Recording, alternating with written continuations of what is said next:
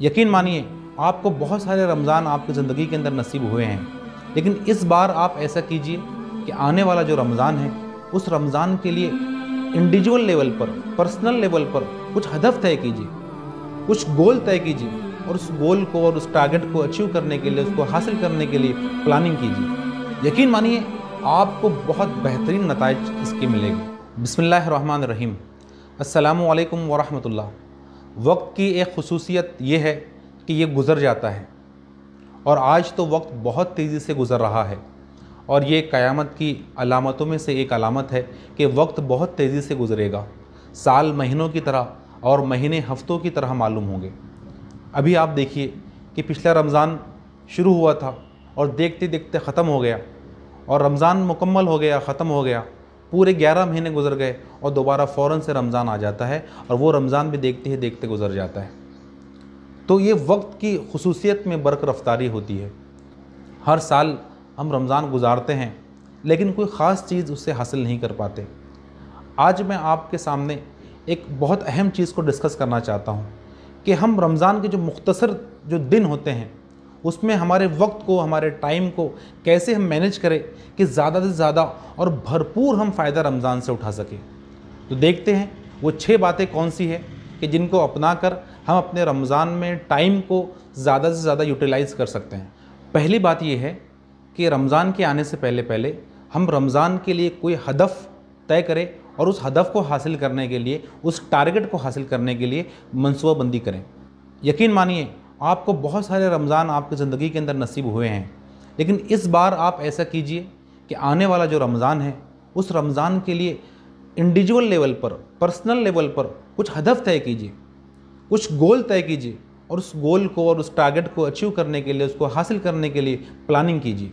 यकीन मानिए, आपको बहुत बेहतरीन नताइज इसके मिलेंगे। मेरा एक दोस्त से डिस्कस हो रहा था इस मौजू पर, तो उसने बताया कि उसने पिछले रमज़ान में एक ऐसा मनसूबा उसने बनाया था कि उसने सोचा था कि मैं फ़लाँ तफसीर के जो उसके 3 जिल्दें बाकी है, वो चाहकर भी सालों साल से उसको मुकम्मल नहीं कर पा रहा है, लेकिन पिछले रमज़ान में उसने ये तय किया कि पूरे इस रमज़ान के 1 महीने के अंदर मैं 3 जिल्दों को, 3 वॉल्यूम को कंप्लीट कर लूँगा। और उसने बड़ी खुशी का इजहार करते हुए उसने ये कहा कि जब मैंने इस चीज़ को अपने टारगेट के अंदर शामिल किया, अपने हदफ के लिए के अंदर शामिल किया, तो मैंने उन 3 जिल्दों को बड़ी आसानी से रमज़ान के अंदर मुकम्मल कर लिया। तो आप भी ये ट्राई कर सकते हैं। जो बुनियादी 3 गोल्स हमारे हदफ हो सकते हैं उसूली तौर पर रमज़ान के हवाले से, कि बुनियादी तौर पर हमारे अंदर अल्लाह का तक़वा पैदा हो जाए इस रमज़ान के हवाले से। दूसरी चीज़ ये कि हमारी मग़फ़रत हो जाए, अल्लाह हमारे गुनाहों को माफ़ कर दे। और तीसरी चीज़ ये हो सकती है कि हमारा कुरान से ताल्लुक़ बहुत मज़बूत हो जाए।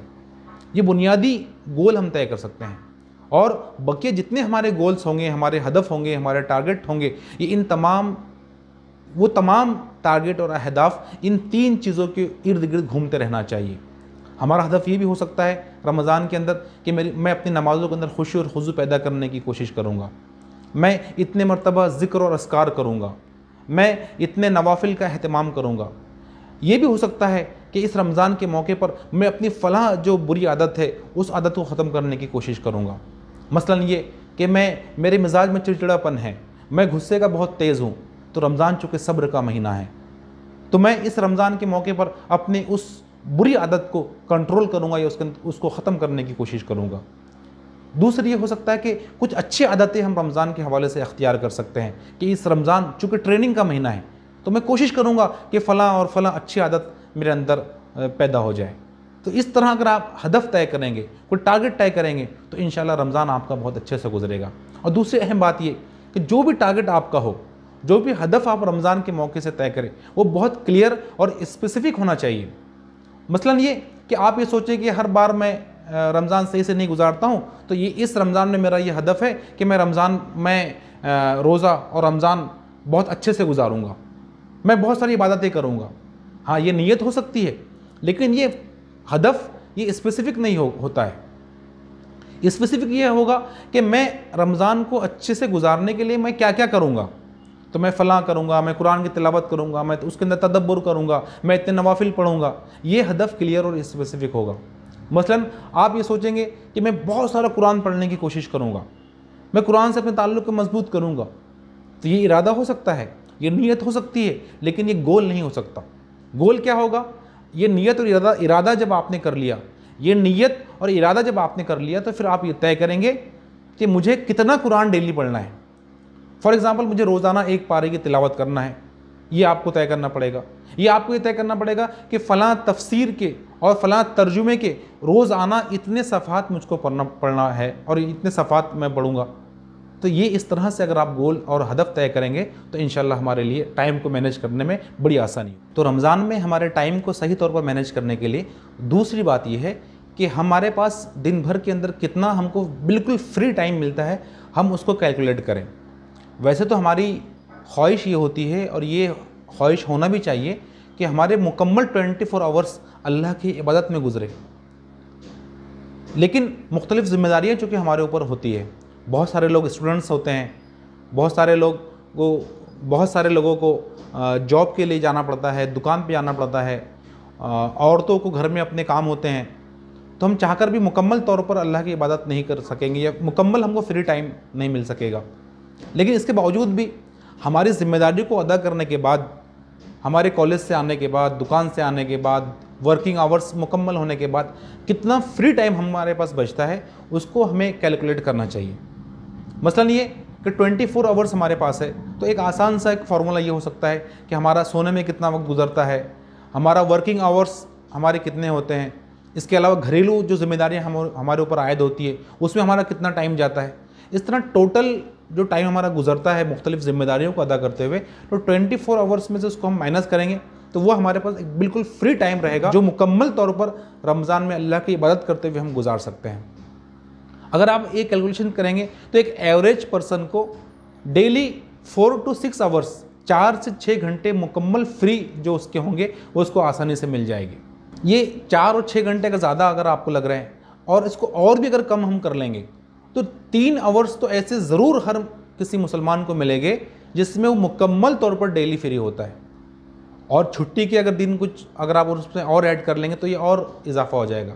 तो कुल मिला के अगर आप 29 और 30 दिन को 3 से अगर आप मल्टीप्लाई करेंगे तो 100 आवर्स आपको ज़रूर ऐसे मिलेंगे जिसमें आप अल्लाह की इबादत करेंगे, नमाज़ें पढ़ेंगे, कुरान की तिलावत करेंगे, उसके अंदर तदब्बुर करेंगे, गौर व फिक्र करेंगे, ज़िक्र और इस्तग़फ़ार करेंगे, अल्लाह से दुआएं करेंगे, तहज्जुद का अहतमाम करेंगे, अच्छी आदतों को अख्तियार करने की कोशिश करेंगे। तो यकीन मानिए इस 1 महीने के अंदर ड्रामेटिकली आपके पूरे किरदार के अंदर और अल्लाह से कुर्बत के हवाले से आपके अंदर बहुत मुस्बत तब्दीली आएगी। दूसरी बात मैं आपसे अर्ज़ करना चाहता हूँ कि अज़ीज़ दोस्तों, कि रमज़ान के मौके पर हम जब अपना टाइम कैलकुलेट कर रहे हैं तो थोड़ा भी इस बात की कोशिश करें कि रमज़ान के आने से पहले हमारे ऊपर जो जिम्मेदारियाँ होती है, जो हमारे ऊपर जो बोझ होता है, जो लोड होता है, उसको हम कम कर लें। जो स्टूडेंट्स लोग हैं वो अपना जो प्रोजेक्ट का वर्क है या और कोई उनकी पढ़ाई का मामला है, कोई असाइनमेंट कंप्लीट करना है, तो वो कोशिश करें कि पहले मुकम्मल हो जाए। कोई जॉब अगर करता है तो उसके ऑफिस से कोई वर्क है जो पहले अगर मुकम्मल हो सकते हैं रमज़ान से पहले, तो वो उसको मुकम्मल कर ले। इसी तरह हर आदमी इस बात की कोशिश करे कि रमज़ान से आने से पहले अपनी ज़िम्मेदारियों को और अपने कामों के बोझ को कम से कम कर ले। दूसरी बात ये कि हम रमज़ान के अंदर अपनी ज़िम्मेदारियों को अदा करते हुए हर वक्त को चुराने की कोशिश करें। एक स्टूडेंट से वो कॉलेज में गया है, अब वो देखे कि कॉलेज में कौन सा ऐसा उसको वक्त है, चाहे वो मिनट्स ही क्यों ना हो, जो उसको फ्री मिल जाए और वो उस वक्त में तिलावत कर ले, कुरान पढ़ ले, ज़िक्र और अस्कार कर ले।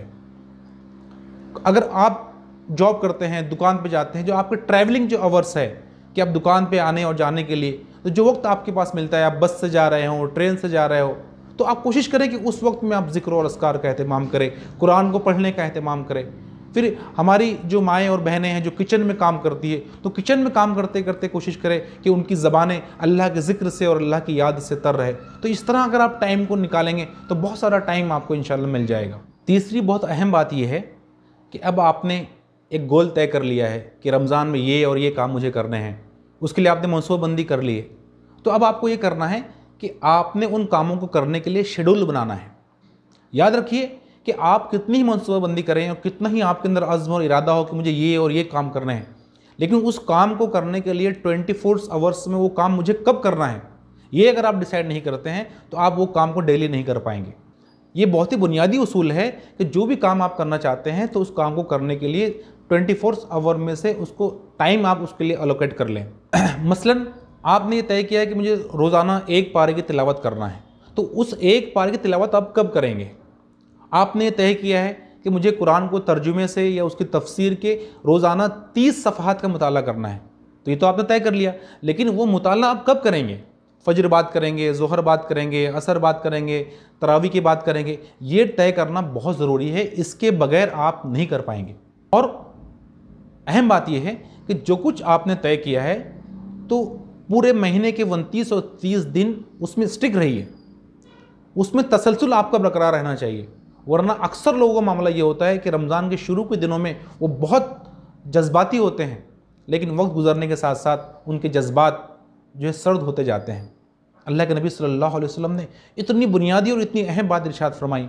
आपने फरमाया अहब्बुल आमाल इलल्लाहि ताला अदवमुहा व इन कल्ला, कि अल्लाह को ऐसे आमाल बहुत महबूब है, बहुत पसंद है जो थोड़े ही क्यों ना हो लेकिन मुसलसल हो, वो रोज़ाना किए जाए। तो ये अगर आप करते हैं तो इंशाल्लाह बहुत अच्छे रिज़ल्ट्स आपको मिलेंगे। और हो सकता है कि कभी कभी किसी दिन रमज़ान का ऐसा आपका गुजरे कि बहुत आपको इमरजेंसी कोई काम आ जाए, कोई आपको कहीं जाना पड़े, आपकी तबीयत ख़राब हो जाए, ठीक है, उस वक्त में आप अपने शेड्यूल को फॉलो नहीं कर पाएंगे, लेकिन मुकम्मल उसको स्किप नहीं करना चाहिए। कुछ तो हम अपने शेड्यूल की पाबंदी करें, चाहे हम कितना ही बिजी क्यों ना हो। चौथी बात जो मैं आपके सामने कहना चाहता हूँ कि अजीज़ दोस्तों, कि सुबह के वक्त को थोड़ा फारिग करने की कोशिश कीजिए। सुबह के जो वक्त होते हैं ये बहुत ही कीमती लम्हात होते हैं, ये बरकतों वाला ये वक्त होता है। अल्लाह के नबी सल्लल्लाहु अलैहि वसल्लम दुआ मांगा करते थे कि अल्लाहुम्मा बारिक ली उम्मती फ़ी बुकूरिहा, कि ए अल्लाह मेरी उम्मत के सुबह के कामों में बरकत अता फरमा। सुबह को जो कोई आप काम करेंगे, चाहे नमाज़ पढ़ेंगे, चाहे तिलावत करेंगे या कोई और काम करेंगे, तो इन कामों के अंदर यकसुई होगी, तवज्जो होगी, कम वक्त में ज़्यादा काम आप कर पाएंगे। तो सुबह के वक्त को फारिग करने की कोशिश कीजिए, सहरी से थोड़ा पहले उठ जाइए, तहज्जुद का एहतमाम करने की कोशिश कीजिए। बहुत ही अफसोस के काबिल हैं वो लोग जिनको रमज़ान के अंदर भी तहज्जुद पढ़ने का मौका नसीब नहीं होता है। तो तहज्जुद के वक्त उठिए, तहज्जुद पढ़िए, कुरान की तिलावत कीजिए, उसके अंदर तदब्बुर कीजिए, फिर सहरी करने के बाद और फजर की नमाज़ पढ़ने से पहले जो वक्त आपको मुयस्सर होता है उसको आप काम में लाइए। फिर फजर पढ़ने के बाद अगर आप सोते हैं तो कम से कम सोने से पहले 1 घंटा आप निकाल लीजिए, जिसमें आप तिलावत कर सकें, कुरान को पढ़ सकें और दीगर इबादत आप जो कर सकें। तो इंशाअल्लाह इन सुबह के वक्त को अगर आप फारिग करेंगे तो आप अपने टाइम को बहुत अच्छे से मैनेज कर पाएंगे। इन सब बातों में सबसे अहम बात यह है कि रमज़ान के अंदर अपने टाइम को ज़ाय मत कीजिए, टाइम वेस्ट मत कीजिए। जो बहुत ही हसास लोग होते हैं वो रमज़ान के महीने को दिनों में कैलकुलेट नहीं करते हैं, बल्कि वो सोचते हैं कि हमारे पास 720 घंटे हैं, फिर वो हर घंटे को अल्लाह की याद में और अल्लाह की इबादत करते हुए गुजारते हैं। जो लोग और ज़्यादा हसास होते हैं, जिनका ईमान बहुत मजबूत होता है, जिनके दिलों के अंदर अल्लाह की मोहब्बत और अल्लाह का खौफ रचा और बसा होता है, वो तो ये सोचते हैं कि हमारे पास बस 43,200 मिनट है और वह हर मिनट को मुफीद कामों में इस्तेमाल करने की कोशिश करते हैं। तो अज़ीज़ दोस्तों, अगर हम टाइम को वेस्ट करेंगे तो फिर यही होगा कि हर साल की तरह इस रमज़ान के अंदर भी जब रमज़ान मुकम्मल होगा, रमज़ान ख़त्म होते हुए आएगा, तो हम अफसोस करेंगे कि हाय अफसोस कि मेरा रमज़ान तो गुज़र गया, अब तो बस 1 और 2 रोज़े बाकी है, लेकिन कोई ख़ास मैं अल्लाह की इबादत नहीं कर पाया। अज़ीज़ दोस्तों, ये अल्लाह ने जो कीमती मौका हमको नसीब किया है, हम उसको कैश करने की कोशिश करें। एक मिसाल से इस बात को समझिए। कोई अमीर और दौलतमंद आदमी अगर आपसे ये कहे कि फ़लाँ जगह पर फ़लाँ घर के अंदर मेरे हीरे और जवाहरात रखे हुए हैं, मेरी दौलत रखी हुई है, और मैं तुमको आधा घंटा देता हूँ कि आधे घंटे के अंदर तुम जितना समेट सकते हो समेट लो, और ये बात जब उसने आपसे कही है तो उस वक्त आपकी हालत बहुत ख़राब है, आप बहुत गरीब है, आप माली हालत आपकी बहुत खस्ता है, तो ज़रा बताइए कि उस आधे घंटे के अंदर आप क्या करेंगे? क्या आप फेसबुक इस्तेमाल करेंगे? क्या आप व्हाट्सएप पर चैटिंग करते हुए अपना वक्त गुजार देंगे? दोस्तों के साथ हंसी और मजाक करेंगे? मार्केट में घूमेंगे? अगर आप खातून हैं तो अपना वक्त किचन के अंदर गुजारती रहेगी? क्या करेंगे आप आधे घंटे के अंदर? हर आदमी यही कहेगा कि उस आधे घंटे के अंदर वो एक लम्हे को भी ज़ाया नहीं करेगा और जितना कुछ समेट सकता है समेट लेगा। यही मिसाल मेरे भाइयों रमज़ान की है कि रमज़ान इतना मुबारक महीना है और हम इतने गुनहगार हैं। तो इतना कीमती वक्त अगर हमको नसीब हुआ है अपनी गुनाह की मग़फ़िरत कराने के लिए, जन्नत से करीब होने के लिए, तक़वे की आबियारी के लिए। लेकिन हम हैं कि हमारा वक्त हम ज़ाय कर रहे हैं। हमारा वक्त कहाँ कहाँ ज़ाय हो रहा है। मोबाइल के अंदर हमारा वक्त ज़ाय हो रहा है, फेसबुक के ऊपर और व्हाट्सएप को इस्तेमाल करते हुए हम अपना टाइम को गुजार रहे हैं। यकीन मानिए ये टाइम गुजारने के लिए नहीं होता है। हम टाइम को नहीं काटते हैं। जिस वक्त हम टाइम को काट रहे होते हैं तो टाइम हमको काट रहा होता है। दोस्तों के अंदर हमारा वक्त गुजरता है, और अक्सर लोगों से ये हमने कहते सुना है कि वो दोस्तों की महफिलों में बैठे हुए हैं और कह रहे हैं कि यार बस टाइम पास करने के लिए रोज़ा बहुत मुश्किल जा रहा है, तो अपने टाइम को पास करने के लिए मैं दोस्तों के साथ बैठा हूँ। यही वो दोस्त है कि कल क़यामत के रोज़ जो हमारी हसरत का सबब बनेंगे। कुरान के अंदर अल्लाह ताला फरमाता है कि इंसान कल क़यामत के रोज़ कहेगा कि ए काश, हाय मेरी बदबख्ती कि मैंने फ़लाँ और फ़लाँ को अपना दोस्त न बनाया होता। मार्केट के अंदर हमारा वक्त ज़ाय होता है। हमारी ईद की ख़रीदारी करने के लिए, अफ्तारों का इंतज़ाम करने के लिए, माफ़ कीजिए रमज़ान का अंदाज़ा हमारे यहाँ तो मार्केट की रौनक को देख कर होता है। तो जहाँ जहाँ हमारा वक्त ज़ाय होता है, हमारी घर की जो औरतें हैं वो वक्त ज़ाय करती है किचन के अंदर उनका वक्त ज़ाय हो रहा है। अफ्तार से घंटों पहले से वो किचन के अंदर लगी हुई है, और यहाँ तक कि वो अफ्तार के वक्त के जो कीमती लम्हात होते हैं, जिन वक्त में दुआएं कबूल की जाती है, वो वक्त भी खाना और पकाने के अंदर जो है वेस्ट हो जाता है। तो जहाँ जहाँ हमारा वक्त ज़ाय होता है हमें उसको कंट्रोल करने की कोशिश करना चाहिए। एक बहुत ही अजीब बात जो हम वक्त ज़ाय करते हैं, वो वक्त हमारा ज़ाय होता है मस्जिदों के अंदर। पता नहीं हम में से लोग समझते होंगे ये तो हलाल टाइम पास हम कर रहे हैं, ये टाइम पास करना तो जायज़ है। कि पड़े हुए हैं मस्जिदों में घंटों, फजर बाद मस्जिदों में है, ज़ोहर के पहले मस्जिदों में है, ज़ोहर के बाद मस्जिदों में हो रहे हैं, मस्जिदों में हैं, या तो सो रहे हैं या तो हंसी और मजाक कर रहे हैं और मस्जिद के आदाब की खिलाफ वर्जी कर रहे हैं। तो ये जो हलाल टाइम पास करते हैं ये भी आपके लिए मुनासिब नहीं है कि रमज़ान की इन कीमती लम्हात में हम मस्जिदों में हंसी मजाक करते हुए और सोते हुए अपने वक्त को गुजार लें। आप जानते हैं कि अल्लाह के नबी सल्लल्लाहु अलैहि वसल्लम ने इरशाद फरमाया कि मिन हुस्न इस्लामिल मरई तरकुहु ला यानी, कि आदमी के इस्लाम का हुस्न ये है कि वो हर लायानी चीज़ को, हर वो चीज़ जो उसके लिए कोई फ़ायदा नहीं देती उसको तर्क कर दे, उसको वो छोड़ दे। तो रमज़ान में तो खुसूसन हमने इस हदीस पर अमल करना चाहिए। आपने, हो सकता है कि आप में से बहुत सारे लोग ऐसे होंगे जो टू डू लिस्ट बनाते हैं कि मुझे कौन कौन से काम करने हैं, लेकिन इस रमज़ान के मौके पर आपको नॉट टू डू लिस्ट बनानी है। हमारे एक दोस्त ने मुझसे कहा कि रमज़ान जब भी आता है तो वो अपने पूरे सोशल मीडिया को बंद कर देता है, और बड़ी दिलचस्प बात वो कहता है कि उसका नुकसान ना मुझको होता है ना उसका नुकसान किसी दुनिया के किसी और आदमी को होता है जब मैं अपने तमाम सोशल मीडिया को बंद कर देता हूँ। तो आप भी ये काम कर सकते हैं। आप जानते हैं कि जन्नती जन्नत को पाने के बाद भी एक बात पर अफसोस करेंगे। वो कौन सी बात है? वो इस बात पर अफसोस करेंगे कि काश कि हमने अपने फ़लाँ और फ़लाँ जो वक्त है जिसको हमने ज़ाय कर दिया, काश कि हम उन वक्त में भी अल्लाह की इबादत करते और उस वक्त में भी अल्लाह को खुश करने के लिए कोई काम करते। आप जानते हैं कि हमारे असलाफ़ के पास वक्त की बहुत कदर कीमत थी। इमाम राज़ी के बारे में आता है कि जो वक्त उनका खाने में सर्फ होता था उस वक्त पर भी वो अफसोस करते थे, काश कि मैंने खाने में जो मेरा वक्त सर्फ हो गया उस वक्त में भी मैं कुछ इल्म का हुसूल कर लेता, कुछ किताबें पढ़ लेता तो ये मेरे लिए कितना मुफीद साबित होती। मेरे भाइयों, हमारी मिसाल तो ऐसी है कि किसी शख्स ने हमको बहुत ही कीमती परफ्यूम दिया कि हम उसको अपने जिस्म पर लगाए, अपने कपड़ों पर लगाए और पूरे अपने इर्द गिर्द के माहौल को मुअत्तर करें, लेकिन हम हैं कि उस परफ्यूम को फ़र्श को साफ़ करने के लिए इस्तेमाल कर रहे हैं, उस परफ्यूम को दीवारों को साफ़ करने के लिए इस्तेमाल कर रहे हैं। तो रमज़ान के अंदर अपने वक्त को बहुत ही कीमती बनाने की कोशिश कीजिए और कोशिश कीजिए कि हर मिनट आप अल्लाह की याद करते हुए और अल्लाह का जिक्र करते हुए और अल्लाह की इबादत करते हुए गुजार लें। छठी और आखिरी अहम बात यह है कि रमज़ान के अंदर अपनी सेहत का ख्याल रखिए, वरना आपकी तमाम मनसूबाबंदी और तमाम आपके अज़ाइम ज़ाय हो जाएंगे। और आप जानते होंगे कि कितने ही ऐसे लोग हैं जो रमज़ान में शुरू में रोज़े रखते हैं लेकिन धीरे धीरे फिर वो बीमार हो जाते हैं और फिर वो रमज़ान से फ़ायदा नहीं उठा पाते। तो पूरी कोशिश कीजिए कि रमज़ान के अंदर हम सेहतमंद रहे, किसी किस्म की बीमारी हमको ना हो, हम कमज़ोर ना हो पाए, वरना रमज़ान से हम सही तौर पर फ़ायदा नहीं उठा पाएंगे और रमज़ान गुजर जाएगा और हम अफसोस करते रह जाएंगे। तो कोशिश कीजिए कि वो तमाम चीज़ें जो हमको बीमार कर सकती है, हम उससे बचने की कोशिश करें। खुसूसन दो अहम चीज़ें होती है, वो ये कि हमारी नींद सही होना चाहिए।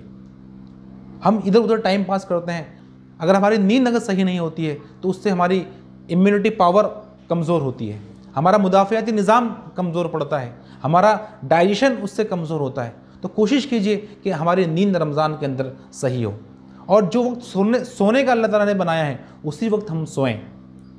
अल्लाह ताला ने रात को सोने के लिए बनाया है, रात को बनाया है आराम के लिए, और दिन को काम का वक्त के लिए बनाया है। लेकिन आप जानते हैं कि ये बड़ी अजीब बात रमज़ान के अंदर होती है कि कितने सारे लोग ऐसे हमने देखे हैं, आपने देखे हैं, जो रात भर जागते हैं और दिन भर ज़ोहर तक सोते पड़े रहते हैं। ये कौन सी बात हुई? जब आप रात में जाग रहे हैं, दिन भर जब आप रात में जाग रहे हैं, खा रहे हैं, पी रहे हैं, मौज मस्ती कर रहे हैं, और दिन में जो रोज़े का वक्त होता है आप उस वक्त सो रहे हैं, तो रमज़ान को आप कैसे फील कर पाएंगे? रोज़े को आप कैसे फील कर पाएंगे? जो बताया गया है कि रोज़ादार को ये एहसास होता है कि भूखों की भूख कैसी होती है, प्यासों की प्यास कैसी होती है, लेकिन आप तो सोए पड़े हैं, तो आपको कैसे एहसास होगा कि इन तमाम लोगों के मसाइल कैसे होते हैं? तो रात को अल्लाह ने सोने के लिए बनाया है, तो कोशिश कीजिए कि तरावी पढ़ने के बाद आप मार्केट में मौज मस्ती ना करें, इधर उधर घूमें फिरें ना, बल्कि जल्द सो जाएं और सुबह जल्द उड़ जाएं। तो चूँकि रात को जो आप सोते हैं, रात की जो नींद होती है, वो नींद ही आपको सही तौर पर सुकून और आराम फराहम करती है। दिन की नींद के अंदर वो बात नहीं होती है। दूसरी अहम बात यह है कि हम अपने खाने पीने का ख़ास तौर पर ख्याल रखें। सहरी के अंदर जो खाना खाया जाता है, कभी उसको स्किप ना करें। अल्लाह के नबी सल्लल्लाहु अलैहि वसल्लम ने इरशाद फरमाया, हदीस का मफ़हूम है कि सहरी खाओ क्योंकि चूँकि उसके अंदर बरकत होती है। आपने फरमाया कि दीगर मज़ाहिब के अंदर और मुसलमानों के रोज़ों के अंदर ये फ़र्क होता है कि वो लोग सहरी नहीं करते हैं और मुसलमान जो है सहरी करते हैं। और कोशिश करें कि सहरी के अंदर जो ग़िज़ा हम खाएँ उसके अंदर प्रोटीन्स और कार्बोहाइड्रेट्स ज़्यादा से ज़्यादा हों। और दूसरी अहम बात यह है कि अफ्तार के वक्त में खाने पर ख़ास किस्म का हम ख्याल रखें। अगर अफ्तार के खानों के अंदर अगर बहुत ज़्यादा तली हुई चीज़ें होगी, शुगर का इस्तेमाल ज़्यादा होगा, शरबत अगर आप बहुत ज़्यादा पिएंगे, तो शक्कर और तेल के कसरत से इस्तेमाल की वजह से आपका मेटाबॉलिज्म जो है ख़राब हो जाएगा, आपका मैदा ख़राब हो जाएगा। और कोशिश कीजिए कि ऐसा ना हो कि अफ्तार के वक्त में हम खाने पर टूट पड़ें। देखिए, जो मैदा, जो पेट 14 घंटे से फ्री है, 14 घंटे से और 12 घंटे से जिसके पास कोई काम नहीं, जब आप अचानक उसके ऊपर बोझ डालेंगे तो जाहिर बात है कि वो डिस्टर्ब हो जाएगा। यही वजह है कि अक्सर लोगों का हाजमा रमज़ान के अंदर जो है ख़राब हो जाता है। इमाम गज़ाली ने अफ्तार के जो आदाब बयान किए हैं उसमें से 5वें नंबर पर यह बयान किया है कि अफ्तार में हम कम से कम खाना खाने की कोशिश करें। मौलाना अली मियां नदवी रहमतुल्लाह अलैह से एक शख्स ने बड़ी अजीब बात कही। उसने मौलाना से कहा कि मौलाना, हम तो रोज़ा इसलिए रखते हैं कि हमें अफ्तार करने में बहुत मज़ा आता है। कितने अफसोस की बात है मेरे भाइयों, हम रमज़ान में वो कुछ खाना खा लेते हैं जो साल के 11 महीनों में हम नहीं खाते हैं। तो कोशिश कीजिए कि हम अपने खाने पर कंट्रोल करें। आप जानते हैं कि अल्लाह के नबी सल्लल्लाहु अलैहि वसल्लम के सामने एक शख्स ने डकार ली, तो अल्लाह के नबी सल्लल्लाहु अलैहि वसल्लम ने उससे कहा कि जो शख्स दुनिया के अंदर पेट भर खाता है वो शख्स क़यामत के अंदर भूखा रहेगा। तो कोशिश कीजिए, मैं ये नहीं कहता हूँ कि हम लोग मुख्तलिफ़ किस्म के खाने ना खाएं, लेकिन जो कुछ हम खाएं वो एक हद में रहते हुए हम उसका इस्तेमाल करें। चाय का बहुत रिवाज होता है कि अफ्तार करने के फ़ौरन बाद चाय पी जाती है, सहरी करने के फ़ौरन बाद चाय पी जाती है, तो इसका आपके सेहत के ऊपर बहुत ख़राब असर पड़ता है।